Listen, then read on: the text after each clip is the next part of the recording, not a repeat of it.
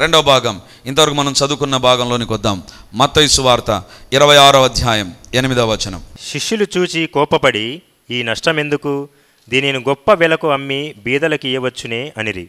యేసు ఆ సంగతి తెలుసుకొని, ఈ స్త్రీ నా విషయమై ఒక మంచి కార్యము చేసెను, ఈమెను మీరేలా తొందర పెట్టుచున్నారు? చాలు. శిష్యులు చూచి కోపపడి ఈ నష్టం ఎందుకు? శిష్యులు కోపపడంలో తప్పు ఉందండి? శిష్యులు దాన్ని చూసి ఏమంటారు? నష్టం అంటారు. నష్టం ఏమన్నా తప్పు కాదు, అది నష్టమే. అప్పుడప్పుడు మనం వింటూ ఉంటాం, ఎలక్షన్స్ జరిగినప్పుడు లేకపోతే యుద్ధం జరిగినప్పుడు స్టాక్ మార్కెట్లో సంపద ఆవిరైపోయింది అంటారు. అంటే ఒకే ఒక రోజుకు ఒక గంటలో వేల కోట్ల రూపాయలు ప్రజలవి స్టాక్ మార్కెట్లో కోల్పోతారండి. అప్పుడు పేపర్లో వచ్చేటువంటిది ఏమంటుందంటే సంపద ఆవిరైపోయింది. ఇప్పుడు వీళ్ళు కూడా అంటున్నారు, ఇందాక చెప్పాను కదా, ఆ సెంటు బాటిల్, ఆ పర్ఫ్యూమ్ అయినా 16 లక్షల నుంచి 20 లక్షలు పైబడినే ఉంటుందంట. అంత ఖరీదైందని పగలగొట్టిందామె. పగలగొడితే ఏమనొచ్చు? ఆవిరైపోయింది సంపద. 16 లక్షలది ఎంత దారుణంగా నేలపాలు చేసేవమ్మను. యూదా ఇస్కరియోతు అందుకున్నాడు. నాకు చెప్పింటే సలహా ఇచ్చింది కదా, నువ్వు ఒకవేళ యేసు ప్రభుకే పోయాలనుకుంటే ఆ క్యాప్ ఓపెన్ చేసి పాత్రలో పోసుకొని ఒక చిన్న పాత్ర, మంచి పాత్ర కొనుక్కొని యేసు ప్రభు తల మీద పోయొచ్చు. నువ్వు తల మీద పోయొచ్చు. అదేంటమ్మా, ఆ బాటలన్నా ఉండొచ్చు కదా, అది కూడా పగలగొట్టేసేవేంటి నువ్వు? అది కూడా పగలగొట్టేసేవే. అందుకే వాళ్ళు అంటారు, శిష్యులందరికీ కోపం వచ్చేసి, ఏం పనిరా చేసింది ఈమె చేసిన పని ఏంటి? బాటలు పగలగొట్టింది, అత్తరు బుడ్డిని తీసుకొని యేసుప్రభు తల మీద పోసింది, యేసుప్రభు పాదాలను తుడుస్తుంది. ఈమె ఏంటి చేసింది? ఈమె వేస్ట్ చేసింది. ఈమె అప్పుడు యేసుప్రభు ఏమనాలండి? అవునమ్మా, నేను పరిచర్య చాలా చేయాలి, ఈ 12 లక్షలు 16 లక్షలు నాకు ఇచ్చింటే గొప్పగా మంచి బండి కొనుక్కొని బోట్లో తిరగకుండా ఓడలో తిరిగింది కదా, ఎందుకు చేసావమ్మా అనలా. యేసుప్రభు ఏమంటాడు తెలుసా? చూడండి యేసుప్రభు ఏమంటాడు. మత్తయి సువార్త 26:13. సర్వలోకమందు ఈ సువార్త ఎక్కడ ప్రకటింపబడునో అక్కడ ఈమె చేసినదియు ఈమె జ్ఞాపకార్థముగా ప్రశంసింపబడునని మీతో నిశ్చయముగా చెప్పుచున్నానని వారితో అనెను. యేసుప్రభు ఏమంటున్నాడు తెలుసా? వాళ్ళు కోపపడి నష్టం అంటుంటే యేసుప్రభు చెప్పే మాట, సర్వలోకంలో ఈ సువార్త ఎక్కడ ప్రకటింపబడునో అక్కడ ఈమె చేసినది జ్ఞాపకార్థముగా ప్రశంసింపబడునని. వాళ్ళు నష్టం అని చెప్తే యేసుప్రభు అంటున్నాడు, ప్రపంచంలో ఎక్కడ వాక్యం చెప్పినా ప్రశంసింపబడుతుంది అని చెప్పాడండి. నాకు వచ్చిన డౌట్ ఏంటంటే, ఇన్నిసార్లు నేను ఇక్కడ వాక్యం చెప్పాను, మీరు కూడా విన్నారు. ప్రతి సందర్భం ఈమెను గురించి ఏమైనా చెప్పాను నేను? మళ్ళీ యేసుప్రభు ఏమన్నాడు? ఎక్కడెక్కడ సువార్త ప్రకటించబడుతుందో అక్కడ ఈమెను గురించి ప్రశంసింపబడుతుంది. ప్రభువా, నువ్వు చెప్పింది తప్పు కదా ప్రభువా, ఎందుకంటే ప్రతి చోట మా పరిచర్లోనే మేము ఎప్పుడు చెప్పలే ఈమె గురించి. ఎప్పుడో అమావాస్య పుణ్యానికి ఈమెను గురించి మేము మాట్లాడతాం, కానీ ప్రతిరోజు మేమేం చెప్పలేదు కదా. దేవుని బిడ్డలారా, ఆ మాట దగ్గరకు వస్తుండగానే నేను ఆలోచనలో పడిపోయాను. ప్రభు, ఇది తప్పు అవుతుంది కదా. నిన్న బాక్రాపేట జరిగింది మీటింగ్, మొన్న ఫస్ట్ డే మీటింగ్ జరిగింది, అంతకుముందు ఫరీదానగర్లో జరిగింది, అంతకుముందు కమలాపురం. ఈ మీటింగ్స్లో నేనే ఈమెను గురించి చెప్పలేదు. మరి నువ్వు చెప్తావు అని చెప్పావు కదా, మరి నేను చెప్పలేదు కదా. నువ్వు ఇచ్చిన సందేశం వేరు కదా. దేవుని బిడ్డలారా, పైన చూస్తే ఇది తప్పుగానే కనపడుతుంది, but when you look in deep side there is a meaning, there is a answer for that. ఏంటి తెలుసా? యేసుప్రభు ఏమన్నాడు తెలుసా? ఈమె చేసినది ఎక్కడ ప్రకటించబడుతుంది అంటే, ఎక్కడ సువార్త అందించబడుతుందో అక్కడ ప్రశంసించబడుతుంది. దేవుని బిడ్డలారా, జాగ్రత్తగా వినండి. సువార్త ప్రకటించినప్పుడు ప్రజలు రక్షించబడతారు. రక్షించబడినప్పుడు ఒక ప్రార్థన చేస్తాం, ప్రభువా నా జీవితంలోనికి నువ్వు ప్రభువుగా రండి అని ప్రార్థన చేస్తామా లేదా? పాపాలు ఒప్పుకున్న తర్వాత యేసు ప్రభువా నా లోపలికి రండి. ప్రభు అంటే లార్డ్, లార్డ్ అంటే నువ్వు ఒక రాజువు అని అర్థం. ప్రభువాని నువ్వు ప్రార్థన చేసినప్పుడు దాని అర్థం ఏంటంటే నువ్వు గొప్ప రాజువు, ప్రభువు, పరిపాలించే వ్యక్తివి అని. దేవుని బిడ్డలారా, ఈ తైలాన్ని తలపైన ఎప్పుడు పోస్తారు అంటే రాజుగా చేసినప్పుడు పోస్తారు. రాజుగా చేసినప్పుడు ఆ తైలముతో అభిషేకిస్తారు, పర్ఫ్యూమ్తో అభిషేకిస్తారు. అభిషేకించినప్పుడు అతడు రాజు అయిపోతాడండి. యేసుప్రభు అంటున్నాడు, ఈమె నా తలపైన పోసింది. ఏ రకంగా నన్ను చూసింది తెలుసా? నన్ను రాజులను చూస్తుంది. కాబట్టి ప్రపంచంలో ఎక్కడ సువార్త ప్రకటించబడి యేసు ప్రభువా అని ప్రభువా అని పలుకుతారో అక్కడంతా ఈమె చేసింది జ్ఞాపకార్థంగా వస్తుంది. ఆమె చేసింది జ్ఞాపకార్థంగా వస్తుంది. దేవుని బిడ్డలారా, అప్పటికి అది నష్టమే. అప్పటికి 16 లక్షలు ఆవిరైపోయింది అని చెప్పవచ్చు. కానీ యేసుప్రభు అంటున్నాడు, ఈమె ఏం చేసింది తెలుసా? ఈ 16 లక్షలతో ఒక గొప్ప సంగతిని లోకానికి తెలియజేస్తుంది. యేసు ప్రభు ఈయన మెస్సియాగానే మాత్రమే కాదు, ఈయన ప్రభువు పరిపాలించేవాడు. దేవుని బిడ్డలారా, నీ జీవితంలో నీకు నాకు అవసరమైంది ఏంటి తెలుసా? నీ దేవుని నువ్వు ఎంతగా హెచ్చిస్తావో ఆయన నీ జీవితంలో ప్రభువుగా ఉంటాడండి. అందుకే రాజు దగ్గరికి వెళ్ళినప్పుడు మై లార్డ్ అంటారు, మై ఎక్సలెన్సీ అంటారు. ఎందుకంటారు తెలుసా? నీవే నా ప్రభుడు, నన్ను పరిపాలించే వ్యక్తి నువ్వు ప్రభా. కోర్టులోకి వెళ్ళినప్పుడు కూడా ఏమంటారు? మై లార్డ్ అంటారు. ఎందుకంటే తీర్పు తీర్చేది మీరే, మాకు ప్రభు మీరు, మమ్మల్ని పరిపాలించే వ్యక్తి. నీ మాటను బట్టే మేము బ్రతకడమో, జైలుకి వెళ్ళడమో, లోపల ఉండడమో, బయట ఉండడమో తెలిసిపోతుంది. యు ఆర్ మై లార్డ్ అని మాట్లాడతాం. యేసుప్రభు అంటున్నాడు, ఈమె అదే చేసింది ఇక్కడ. దేవుని బిడ్డలారా, మన జీవితంలో దేవుని దగ్గరికి నువ్వు వచ్చి ప్రభువా అని దేవుని నువ్వు ఆరాధిస్తూ ఉంటే దేవుడు అంటాడు, నీ సమయాన్ని దుర్వినియోగం చేయడంలో, నీ సమయాన్ని వ్యర్థం చేయడంలా నువ్వు నన్ను ఆరాధిస్తుంటున్నావు. దేవుని బిడ్డలారా, ఎంతగా దేవుని మనం స్తుతించి ఆరాధిస్తామో it's not a waste of time. అది సమయాన్ని వ్యర్థం చేయడం కాదు. You are investing in God's kingdom. దేవుని రాజ్యంలో పెట్టుబడి పెడుతున్నావు. దేవుని బిడ్డలారా, ఒక సహోదరి ఇక్కడ ఉంటుందండి. ఎప్పుడైనా నేను వాక్యం ఎప్పుడు గట్టిగా హల్లెలూయా అంటారు చూసారా పెద్దామె? ఫస్ట్ టైం ఎవరైతే వస్తారో ఆమె హల్లెలూయా అంటే ఆమె పక్క చూస్తారు, ఎవడరా ఈమె ఎట్లా అరుస్తుందని. మేమంతా డీసెంట్గా పరిశుద్ధులను కూర్చుంటే ఏమైంది ఘోరపాపిగా ఇట్లా అరుస్తుందని చూస్తారు. ఫస్ట్లో నేను కూడా అట్లే అనుకున్నా, ఏంది ఈమె ఇట్లా అరుస్తుంది అని. దేవుని బిడ్డలారా, ఆమె ఎంతగా నువ్వు ఏమని అనుకో ఆమె హల్లెలూయా అంటది. మార్కెట్లో కూడా ఒకరోజు బ్రదర్ నాకు ఫోన్ చేశాడు, బ్రదర్ మన పరిచయకు వచ్చి ఆమె మార్కెట్లో కూడా హల్లెలూయా అని గట్టిగా అరుస్తుంది అని. దేవుని బిడ్డలారా, ఆమె జీవితంలో జరిగింది ఏంటి తెలుసా? ఆమెకు పక్షవాయు రోగం వచ్చింది. కాళ్ళు చేతులు పడిపోయి నోట మాట కూడా రాలా. ఆమె దేవుని స్తుతిస్తూ ఉండగా ఆమెకు తిరిగి నోట మాట వచ్చేసింది. ఇప్పుడు నడుచుకుంటుంది. అది ఫస్ట్ టైం. సెకండ్ టైం మళ్ళీ ఒక 3 నెలల క్రిందట అనుకుంటాను, again she was attacked with the paralytic. మళ్ళీ పక్షవాయు రోగం వచ్చిందండి. ఆమె అంతగా స్తుతిస్తుంటే నాకు అనిపించింది, ప్రభా నిన్ను ఇంతగా స్తుతించే ప్రజలు ఏమన్నా తిట్టుకొని ఏమన్నా అనుకొని ఆమె మాత్రం ఆమె స్టైల్ ఆమెదే. హల్లెలూయా అంటది, గట్టిగా అంటది, మామూలుగా కూడా అనదు, చించుకొని అరుస్తుంది అంటారు చూసారా, అలా అరుస్తుంది ఆమె. నిన్న బాక్రాపేట మీటింగ్కి వచ్చింది. నా మైక్ కంటే ఆమె సౌండ్ ఎక్కువగా ఉంది హల్లెలూయా అని. ఆమె జీవితంలో జరిగిన కార్యం ఏంటి తెలుసా? సెకండ్ టైం పెరాలిటిక్ స్ట్రోక్ వచ్చిందండి. Second time with in a few days ఆమె బాగుపడి చర్చిలోకి వచ్చింది. ఎందుకు తెలుసా? ఆ రోజు అందరూ చూసి ఈమె వేస్ట్గా అరుస్తుంది, సమయాన్ని వేస్ట్ చేస్తుంది, అరిచి వేస్ట్ చేస్తుంది అనుకున్నారు. కానీ దేవుడు దాన్ని అంగీకరించి ఆమె జీవితంలో నడవదు అనుకున్నటువంటి వ్యక్తిని సొంతంగా నడుచుకుంటూ తాను ఎక్కడ ఉన్నా దేవుని స్తుతిస్తుందండి. మా ఇంటి దగ్గరకు వస్తుంది, బయట నిలబడి హల్లెలూయా అంటది, అంతే వీధి మొత్తానికి తెలుస్తుంది ఆమె వచ్చింది. నాకు కూడా తెలిసిపోతుంది, పైన వినపడుతుంది నాకు. ఏం తెలుసా? దేవుణ్ణి స్తుతించడంలో వెనకాడలే. పేతురు అని తిడతాడా, శిష్యులు కోపపడతారా, నష్టం అనుకుంటారు, ఏమన్నా అనుకోని నేను చేసేది ఇదే అనుకుని దేవుని కోసం చేసింది. దేవుడు అంటున్నాడు, భూలోకంలో ఎక్కడ సువార్త ప్రకటించబడినా ఈమెను గురించి జ్ఞాపకార్థంగా ఉంటుంది. ఎందుకు తెలుసా? ఈమె నన్ను ఒక రాజుగా చూసింది. భూలోకంలో ఎవరు నన్ను రాజుగా అనుకున్నా it will be connected to her. దేవుని బిడ్డలారా, రెండోదిగా యేసుప్రభు అంటాడు, మీరేం చేస్తున్నారు తెలుసా? చూస్తున్నారంతే, నన్ను గమనిస్తున్నారు. నేను చనిపోతాను, నన్ను బరియలు చేయాలని చెప్తున్నా కూడా మీరేం చేయడంలే. ఈమె చూడు నా భూస్థాపన కొరకు ఈ సుగంధ ద్రవ్యాన్ని తీసుకొని వచ్చింది అన్నాడు. She is having a place for me in her thoughts. తన తలంపులో నాకంటూ ఒక స్థలం ఉంది. దేవుని బిడ్డలారా, ఈరోజు దేవుడు మనతో మాట్లాడుతున్నాడు. దేవుని ఘనపరిచే వ్యక్తిగా నువ్వు ఉండు, దేవుని ఆరాధించే వ్యక్తిగా ఉండు, దేవుని స్తుతించే వ్యక్తిగా ఉండు, దేవుని కీర్తించే వ్యక్తిగా ఉండు. దేవుని బిడ్డలారా, నీ జీవితంలో గొప్ప కార్యాలను నువ్వు చూస్తావు. దేవుని బిడ్డలారా, గొప్ప కార్యాలు నువ్వు చూస్తావు. హైదరాబాద్కు ఒకసారి నేను వెళ్ళినప్పుడు మా అత్తగారింటికి నేను వెళ్ళినప్పుడు అక్కడ ఒక అబ్బాయి గిటార్ నేర్పడానికి వచ్చేవాడండి. రెజినా వాళ్ళ తమ్మునికి గిటార్ నేర్పడానికి వచ్చేవాడు. అతను చూస్తేనే కానీ నాకు చాలా ఒక సినిమా హీరోలాగా కలర్ కానీ అపీరెన్స్ కానీ చాలా వేరుగా ఉంటే నేను దగ్గరికి వెళ్ళి కూర్చొని అడిగాను, బ్రదర్ మీరు ఎక్కడుంటారని అడిగాడు. అప్పుడు ఆయన తన సాక్ష్యం చెప్పాడు. తాను నార్త్ ఇండియాకు సంబంధించిన ఒక ఉన్నతమైన కులానికి సంబంధించిన వ్యక్తి, రాజ్పుట్ అంటే రాజుల వంశానికి సంబంధించిన వ్యక్తి. ఆయన యేసు ప్రభువుని అంగీకరిస్తేనే ఇంట్లో వాళ్ళు బయటికి పంపించేశారు, పైసా ఇవ్వకుండా బయటికి పంపించేశారు.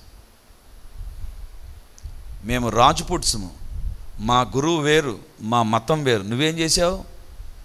అప్పటి నుంచి ఆయన చేసింది ఏంటి తెలుసా? నేను అడిగాను, బ్రదర్ ఎవరున్నారు మీకు? నాకు ఎవరు లేరు brother. How you are surviving? When I'm praising the Lord, దేవుని నేను స్తుతిస్తూ ఉండగా, దేవుని నేను ఆరాధిస్తుండగా, ఎవ్వరు ఏమనుకున్నా దేవుని నేను ఆరాధిస్తూ ఉండగా దేవుని స్తుతిస్తాడట. బ్రదర్ నా కాళ్ళకు చూడండి అని తన షూ చూపించాడు. కాస్ట్లీ షూ ఉందండి కాలుకు. నేను చూసి అడిగాను, చాలా కాస్ట్లీ కదా ఇది? అవును. నాకు చెప్పులు లేవని నాకు థాట్ వచ్చినప్పుడు, నేను ఖరీదైన షూ కొనాలనుకున్నప్పుడు ఇంకా దేవుని స్తుతించడం ప్రారంభించాడంట. దేవా నీకు స్తోత్రం, నాకు ఇచ్చావు ప్రభా, నాకు షూస్ ఇచ్చావు ప్రభా, నాకు షూస్ ఇచ్చావు ప్రభా, నువ్వు వాగ్దానం ఉంది అడిగితే ఇస్తాను ప్రభా. అది రోడ్డు కాదు, ఎక్కడ కాదు, చర్చి కాదు, తన ప్రక్కన ఎవరున్నారు గట్టిగా దేవుని అడిగేటువంటి వాడు. ఒకరోజు అడిగిన ఒక వారానికి సండే రోజు తను బయటికి వెళితే ఇద్దరు భార్యాభర్తలు చర్చి నుంచి నేరుగా ఆయన దగ్గరకు వచ్చారంట. బ్రదర్ ఏమనుకోకుండా మా కారు ఎక్కండి అన్నారంట. ఈయనకు కారు లేదు. కారు ఎక్కితే ఏమనుకున్నాడు తెలుసా? నన్ను మా ఇంటి దగ్గర డ్రాప్ చేస్తారేమో, ఇండ్లు కాదు తన రూమ్ దగ్గర డ్రాప్ చేస్తారు, ఇండ్లు లేదు తనకు, నార్త్ ఇండియా నుంచి పంపించేశారు. నా రూమ్కి తీసుకుపోతున్నారు అనుకున్నారు. వాళ్ళు ఏం చేశారు తెలుసా? నేరుగా హైదరాబాదులో అత్యంత ఖరీదైన చెప్పులు దొరికే షాప్ దగ్గర నిలబెట్టారంట. బ్రదర్ దిగండి అన్నారంట. ఎందుకు అని అడిగాడంట. ఎందుకో చర్చిలో కూర్చున్నప్పటి నుంచి మీకు ఖరీదైన చెప్పులు కొనియాలని దేవుడు మమ్మల్ని ప్రేరేపిస్తుంటున్నాడు. అందుకే మేమేం చేసాం తెలుసా? మిమ్మల్ని తీసుకొని వచ్చాము ఇక్కడికి. తీసుకోండి, ఏది ఖరీదైనది కొంటావో. థ్యాంక్ యూ లార్డ్ అన్నాడంట. తనకు ఖరీదైన చెప్పులు ఏది కావాలనుకున్నా కొనుక్కున్నాడంట. ఆయన అంటాడు, నా దేవుని నేను స్తుతిస్తూ, నా దేవుని నేను గణపరుస్తూ, ఎవరు ఏమనుకున్నా మా బంధువులు అంటారు నష్టపోయాను, నేను అంటాను నష్టపోవడం లేదు brother, I'm blessed in every possible way. రీసెంట్గా నేను ఏదో యూట్యూబ్ ఛానల్ చూస్తూ ఉంటే సడన్గా అయిన ప్రోగ్రామ్ వచ్చిందండి. హైదరాబాదులో ఖరీదైనటువంటి ఒక ఫంక్షన్ హాల్ తీసుకున్నాడు, ఖరీదైనటువంటి ఎక్విప్మెంట్ యూజ్ చేస్తూ దేవుని ఘనపరుస్తూ ఉంటున్నాడు. హల్లెలూయా. ఒంటరిగా వచ్చాడు, వివాహమైంది, సంతానం ఉంది, ఇప్పుడు ఒక చర్చిని స్టార్ట్ చేశాడు, ఘనమైన దేవుని పరిచర్య జరిగిస్తున్నాడు. హల్లెలూయా. ఆ దినాన వాళ్ళు అన్నారు, నష్టపోతున్నాను యేసుప్రభుని అంగీకరిస్తే.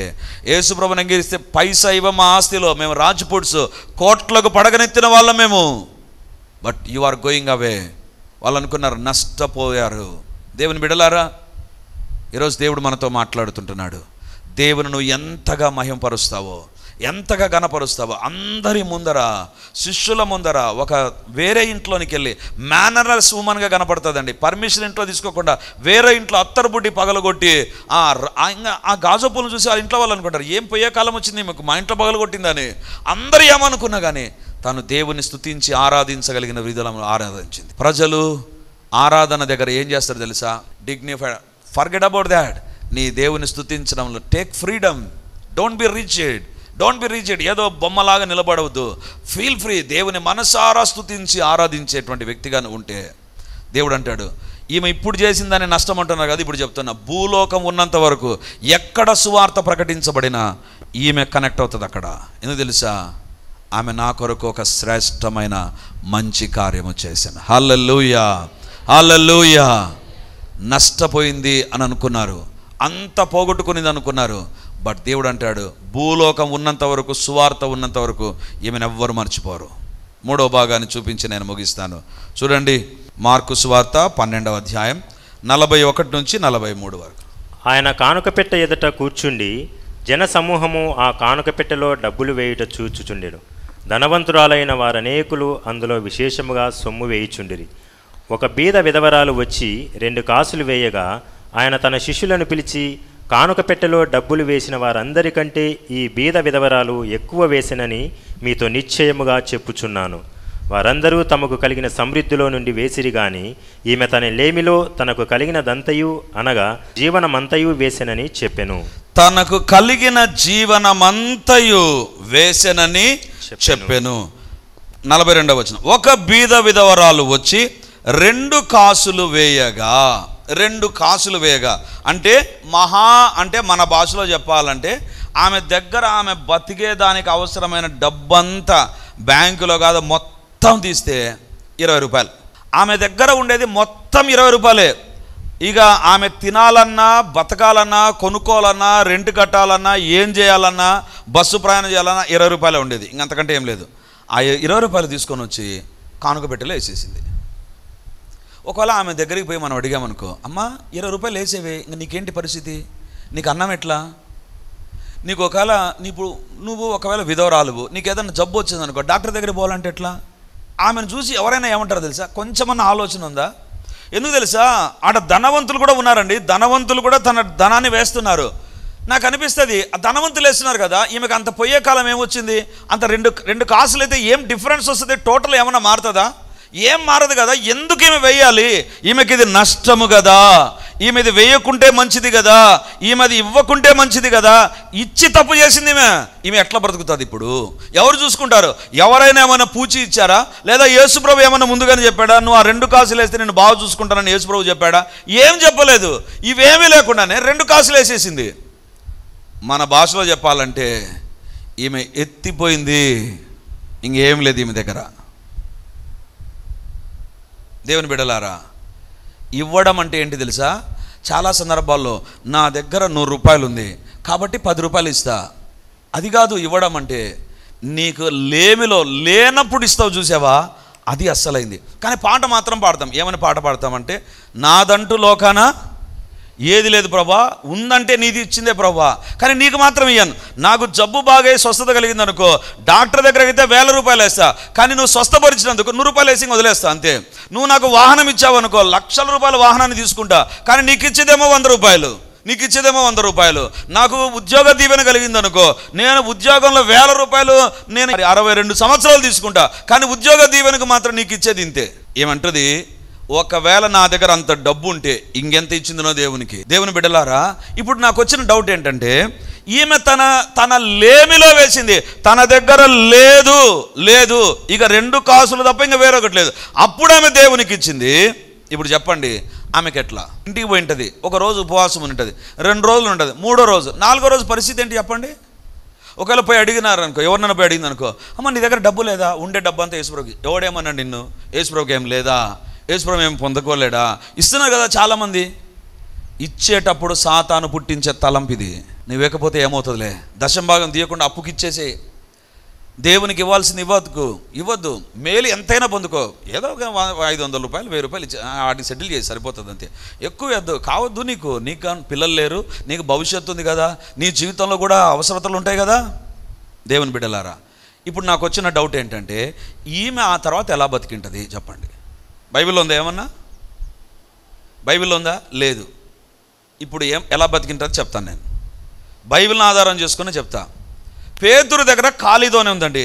ఖాళీ దోణిని యేసుప్రభుకి ఇచ్చేశాడు. యేసుప్రభుకి ఇస్తే యేసుప్రభు ఏం చేశాడు తెలుసా? ఆ యేసుప్రభు ఆ దోణి మునుగునట్లు దేవుడు ఏం చేశాడు? చేపలనిచ్చాడు. దేవుని బిడ్డలారా, యేసుప్రభు దగ్గరకి ఒక చిన్న పిల్లోడు వచ్చాడు, 5 రొట్టెలు 2 చేపలు ఇచ్చాడు. అంటే చిన్న క్యారియర్లో ఉండేదాన్ని యేసుప్రభుకి ఇచ్చాడు. యేసుప్రభు ఏం చేశాడు తెలుసా? వానికి కడుపు నిండా పెట్టినాడు దేవుడు. వానికే కాదు, వానితో ఉండే 1000 మందికి యేసుప్రభు పెట్టేశాడు. అంటే యేసుప్రభుకు పేతురు దోనేస్తే దాన్ని నింపేశాడు. చిన్నపిల్లవాడు ఇస్తే దాన్ని నింపేశాడు. ఇప్పుడు ఈమెకి ఇస్తే ఊరుకుంటాడు దేవుడు? ఖచ్చితంగా ఈమె అవసరతను దేవుడు తీరుస్తాడు. దేవుని బిడ్డలారా, ఈరోజు ఈ పరిచర్య ఇంత ఖర్చు మధ్య జరుగుతూ ఉందంటే కారణం ఏంటి తెలుసా? అప్పుడప్పుడు రెజీనా లెక్క కడుతుంది, ఇన్ని మీటింగ్స్ ఎంత ఖర్చు అయింది చెప్తుంది. ఇంత ఖర్చు ఉంటే మనకు ఎప్పుడో బిల్డింగ్ వచ్చిండు. మనం ఇంత మీటింగ్స్ ఖర్చు పెడితే ఎందుకు ఖర్చు పెడతాం తెలుసా? ఒకటి, the more we give to the Lord the better we are going to receive. ఎంత ఎక్కువగా దేవునికి ఇస్తామో అంత గొప్పగా మనం పొందుకుంటాం. హల్లెలూయా. దేవుని బిడ్డలారా, ఈ బీద విధవ 2 కాసులు ఇచ్చింది. ఆ ప్రక్కన చూస్తూ కూర్చున్నాడు యేసుప్రభు. దేవుని బిడ్డలారా, జాగ్రత్త. యేసుప్రభు ఏం చూస్తాడు తెలుసా? నువ్వు బైబిల్ తీసుకొని వచ్చినావా? చర్చికి ఏ టైంకి వచ్చావు? లేటుగా వచ్చావా? ముందు వచ్చావా? లేటుగా వచ్చి ముందు వెళ్ళిపోతున్నావా? అన్నీ చూస్తుంటాడు దేవుడు. కానుక దగ్గర కూర్చొని దేవుడు చూడడం ప్రారంభించాడు. ఎందుకు తెలుసా? మన కానుక ఎట్టేస్తామండి. నా దగ్గర కానుక ఉందనుకో, ఈ కర్చీఫ్ లాగా ఇలా విధులేస్తూ కానుకేస్తామా? ఎట్టేస్తాం, ఇట్లా పట్టుకొని వేస్తాం. ఇప్పుడు ఈ బీద అందరూ డబ్బు విస్తారంగా ఇస్తుంటే బీద విధరాల దగ్గర 2 కాసులు ఉన్నాయి. ఆ కాసులు ఎట్లా పట్టుకుంటుంది చెప్పండి? ఇట్లా పట్టుకుంటుందా? పిడికిల్లో బిగించుంటుందా? ఆమె ఎన్ని కాసులు వేసింది యేసుప్రభు చూశాడు.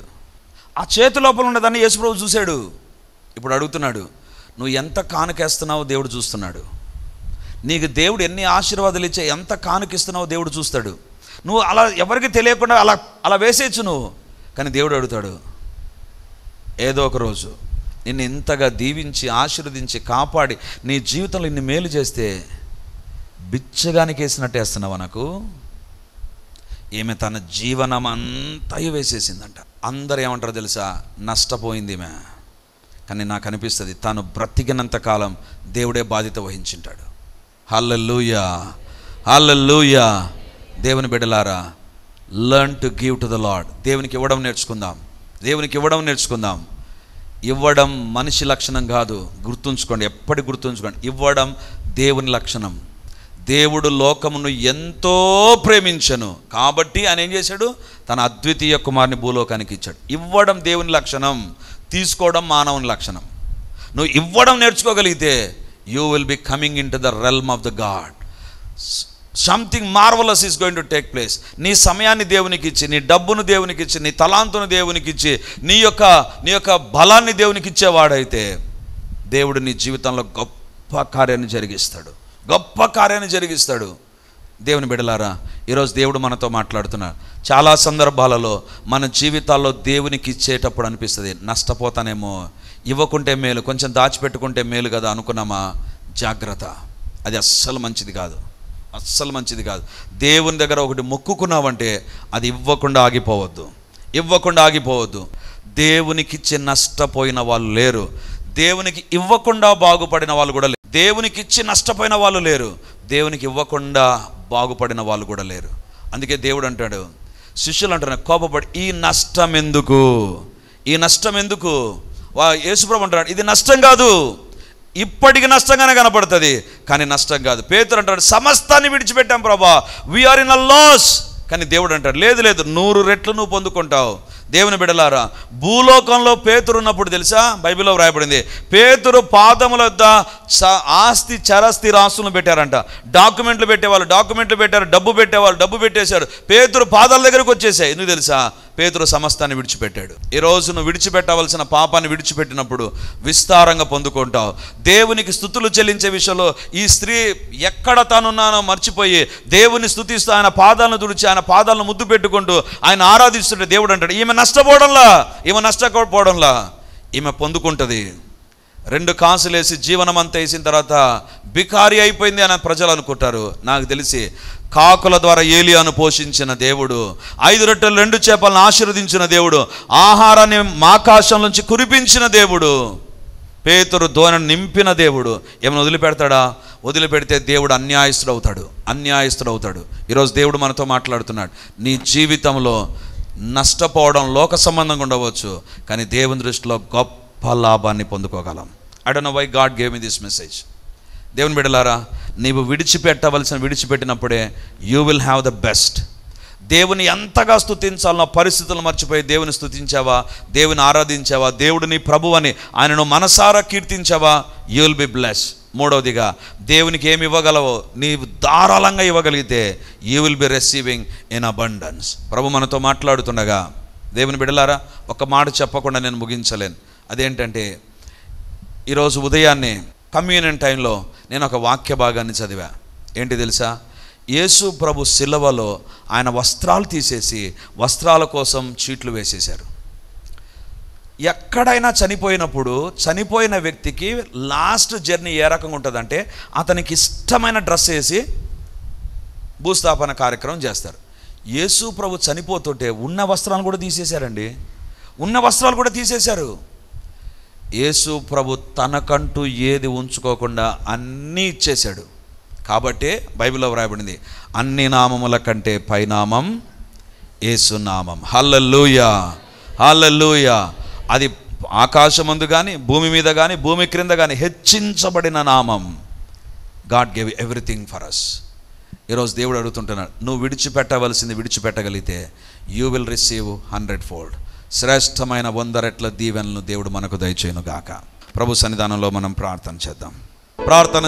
అందరూ కూడా దేవుని దగ్గర 3 ప్రార్థనలు చేద్దాం. ఒకటి, దేవా, నా జీవితంలో నీకు వ్యతిరేకంగా ఏది నేను వదిలిపెడతాను ప్రభా. నా జీవితంలో మీరే నాకు సహాయం చేయండి. ఏది నిన్ను ఘనపరచడానికి అడ్డుగా ఉందో, నేను ఎక్కడ సిగ్గుపడుతూ, ఎక్కడ నా సమయాన్ని నీకు ఇవ్వలేక, నిన్ను మహింపరచలేక నా నోరు కట్టివేసుకుంటూ నా జీవితాన్ని నష్టపూర్వకంగా మార్చుకుంటున్నాను, నన్ను క్షమించు ప్రభా. మూడవదిగా, నా జీవితంలో నేను ఇవ్వకుండా, నేను ఇస్తే నాకు నష్టమవుతుందనే తలంపుతో నేను ఇవ్వకుండా ఉన్నాను ప్రభా, క్షమించండి. ఈ 3 విషయాల్లో ఎక్కడ మనం తప్పు చేసిన వారంగా దేవుడు మీకు జ్ఞాపకం చేస్తే ఒప్పుకుందాం. ప్రభు సన్నిధానంలో ప్రార్థన చేద్దాం. మన ప్రాణ స్నేహితునిగా మారాడు దేవుడు. మరి దేవుని కొరకు విడిచిపెట్టవలసింది విడిచిపెడతావా? దేవుని స్తుతించే విషయంలో వెనుకడుగు వేయకుండా ఉంటావా? దేవుని మహిమార్థం ఇవ్వవలసింది ఇచ్చి దేవుని గణపరుస్తావా? సాటి లేని మిత్రుడాయన, సాయపడే దేవుడాయన, మితిలేని కృపనిచ్చే దేవుడాయన, ఆయన నిజ స్నేహితుడు, ఆయన నిజమైన స్నేహితుడు. ఆయన నువ్వు కోల్పోతే నీ జీవితంలో అన్నీ కోల్పోయిన వ్యక్తివే.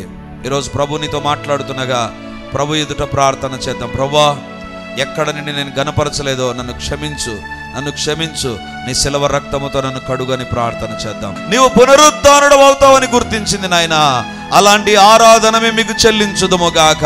మనుషుల ఎదుట నేను గణపరచుదుముగాక, సిగ్గుపడకుండా గణపరచుదుముగాక, తన్ని మరిచిపోక గణపరచుదుముగాక. మీరు రాజు అని, ప్రభు అని మనసారా కొనియాడుదుముగాక. మా నోరు మిమ్మల్ని స్తుతించే విషయంలో, కొనియాడే విషయంలో ఎన్నడూ వెనుకకు తిరగకుండా ఉండునుగాక. ఎన్నడూ వెనుకకు వెళ్లకుండా ఉండునుగాక. ఒకవేళ దేవుణ్ణి స్తుతించి ఆరాధించే విషయంలో ఎవరైనా వెనుకడుగు వేస్తూ ఉంటే, దేవా, ఈరోజు వారితో మాట్లాడారు ప్రభా. అలాంటి వారు వెనుకడుగేయకుండా ముందుకడుగేస్తే వారి జీవితాల్లో గొప్ప ఆశీర్వాదాలు ఉన్నాయి నాయన. మీకే స్తోత్రము తండ్రి, మీకే వందనాలు ప్రభా. దేవా, నిన్ను స్తుతించి ఆరాధించే విషయంలో మౌనంగా ఉండక మనసారా పూర్ణ బలముతో, పూర్ణ శక్తితో మిమ్మల్ని స్తుతించి ఆరాధించి కొనియాడి గణపరిచి కీర్తించుదుముగాక. దేవా, నీకే వందనాలు ప్రభా. ఆ బీద విధవరాలు తన దగ్గర 2 కాసులతో నిన్ను ఘనపరిచింది ప్రభా. మా జీవితాల్లో కూడా నువ్వు మమ్మల్ని అన్ని రకాలుగా దీవిస్తూ కాపాడుతున్నగా మీ దగ్గర ఎప్పటికీ మా గుప్పిలి ధారాళముగానే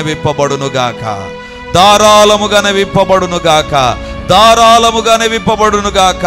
దేవునికిచ్చే విషయంలో ఎన్నడూ పిసినారులుగా మేము ఉండకుండా ఉందుముగాక. దేవా, నీకిచ్చి నిన్ను శోధించినప్పుడే నువ్వు ఆకాశ వాక్యాలను విప్పి పట్టజాలని దీవెనలు కుమ్మరిస్తావు నాయనా. ఇది మొదలుకొని నీకు ధారాళముగా ఇచ్చేవారముగా, బిగబట్టక తండ్రి, ఆ వేరొక రకంగా ఆలోచించక, సంకుచితమైన బుద్ధితో కాక, దేవునికి ఇస్తున్న నిత్య జీవార్థమైన ఫలములు పొందినట్లుగా నాయనా మీరే మమ్మల్ని దర్శించండి, మీ కార్యాలు జరిగించండి ప్రభా. మీరు వాక్యంలో సెలవిచ్చారు, మీ కొరకు పరలోకంలో ధనము కూర్చుకొనుడి. ఆ మాటకు మేము లోబడి భూలోకంలోనే నీ సేవలో విత్తేవారంగా, నీ సేవలో మా డబ్బును, మా బలాన్ని, మా తలాంతులను ఖర్చు పెట్టేవారముగా ఉంచి మహిమను పొందుమని యేసయ్య నామమందు ప్రార్థించి అడిగి పొంది ఉంటున్నాము తండ్రి. ఆమేన్, ఆమేన్, ఆమేన్. Praise the lord. యేసుక్రీస్తు పరిశుద్ధ నామందు మీ ఒక్కొక్కరికి మా వందనాలు తెలియజేస్తుంటున్నాను. రిడీమర్ చర్చిలో మొదటి ఆరాధన 8 గంటలకు ప్రారంభమవుతుంది. 2వ ఆరాధన 10 గంటలకు ప్రారంభమవుతుంది. 3వ ఆరాధన సాయంత్రం 7 గంటలకు ఉంటుంది.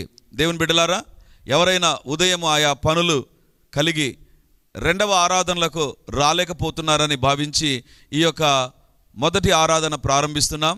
సో ఈ యొక్క అవకాశాన్ని సద్వినియోగం చేసుకొని దేవుని యొక్క సన్నిధికి వచ్చి దైవ దీవెనలు మీరు పొందాలని కోరుతున్నాం. మొదటి 2 ఆరాధనలు మాత్రమే ప్రభు బల్ల ఉంటుంది. కాబట్టి సిద్ధపడి దేవుని సన్నిధికి రమ్మని మిమ్మల్ని కోరుతూ ఉన్నాను.